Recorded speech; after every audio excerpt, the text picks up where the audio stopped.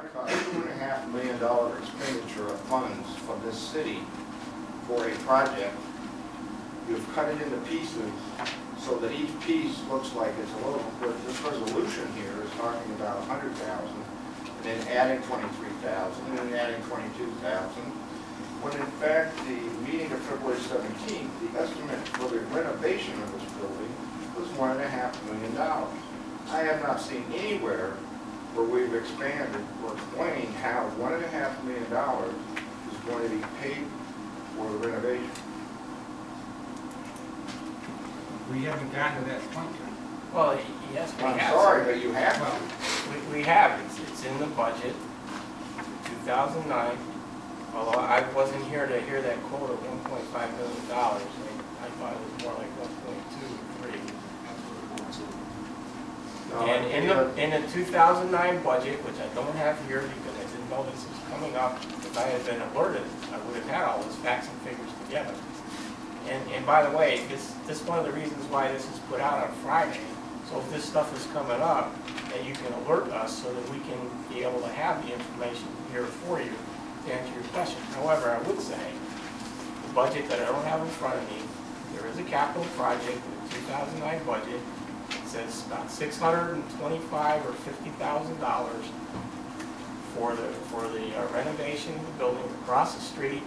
And on that sheet, it'll note somewhere that there's a similar budget item that'll be due in the following budget year, 2010. And again, I'm going to go back to the city charter. The city charter says that you're having a capital. But no, wait a second.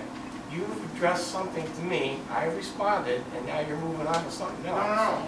Do you accept what I tell you or not? Let me tell you this, that you've said a couple of times that if the project is being split up and we're only voting on pieces of it.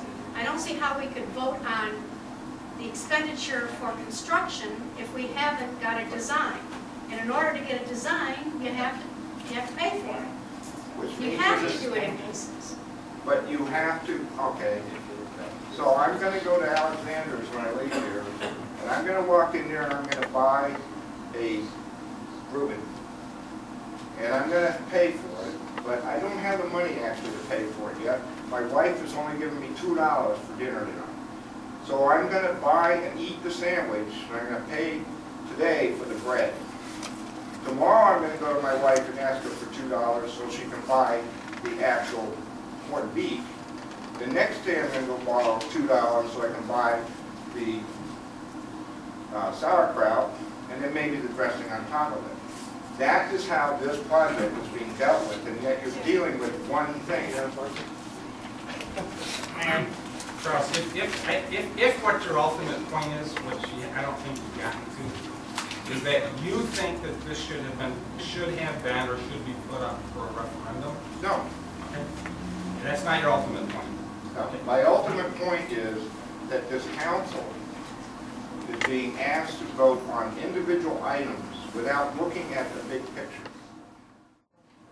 You have to do it you have to do a design first before you can build. So you have decided that this city is going to encumber itself for $2.5 million for this project. No. No, Yes. no. Your $2.5 million is way off base. Well, It's incorrect.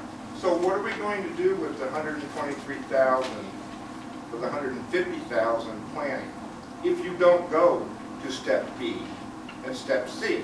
Because at step C, you're going to be standing here saying, we spent $600,000 on this already. What are we going to do with it? That is why the city charter has said that this project, a capital project, has to be explained and budgeted out. This is not being done this way. This is being done in a piecemeal fashion. Secondly, I am reading the minutes from February 17th, which says, a preliminary estimate of approximately $1.5 million for the entire project is projected. The mayor said payment options would be considered when the bids come in. The possibility of stimulus funding was brought up. This is different from what was said when you were passing resolutions last year saying that the renovations would be paid for with cash. So there is no structure in how you're dealing with this issue.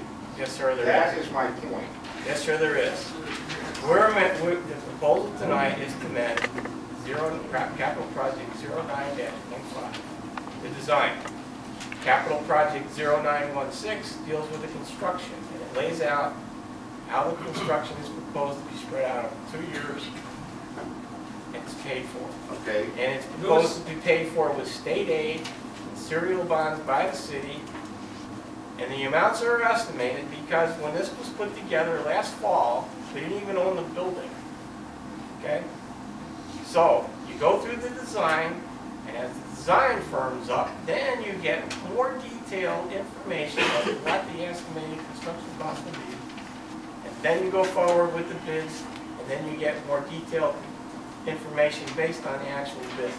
So from 725,000, because one page says 100,000, the second page, 9/16, says 625,000, that's 725,000, and yet we've gone from 725,000 to an estimated $1.5 billion. Because this is basically, the state requested it to be spent over 2 fiscal years. So 916, Let me go back. 09-16 is for the first half, 1 fiscal year, a similar project, a similar amount in the next fiscal year. Except that, under the city charter, you're required to do this as a single package, not splitting it up. Well, then why do we have this thing called a 5-year plan? That's exactly. Well, what that's it's exactly. about. Why isn't it in here in a Charles. 5-year plan? There is no 5-year Charles, plan. I'm not going to accept your interpretation. I'm not going to contest it either. I haven't looked at it. I'm open to figuring out what that means with respect to what the city charter means. No, just let me. Now, you've talked at That's great length, and we really haven't moved the conversation along. As a lifelong resident of the city of Oneida, this is how these types of projects have been done all through my lifetime, through all sorts of different manners. And I'm not saying that it's a good process, but I think that it is consistent with what has been done, and I suspect that that is consistent with what state law and the city charter require. Will I take a look at the city charter and scratch my head and try to make sure that we're being consistent? Yes, I will. I will consult with Mr. DePatis on that, and we'll see. But the way that the city has to operate under the state law. The state law says that we have to do certain things. They are very much different than what private individuals or private entities can do. And when, we don't know, when you start a project like this, you don't always know exactly what it's going to take, where the numbers are going to come out. And that's one of the reasons why you have consulting engineers. They look at it, they give you ideas, they put together the bid specs. You put it out for bid. If the bids come back higher than you're prepared to go, then you don't go forward with the project. Exactly my point. You're saying that you're going to authorize expenditure of $100 and some thousand today, not knowing what the next piece is going to be. To me, that's fiscally irresponsible.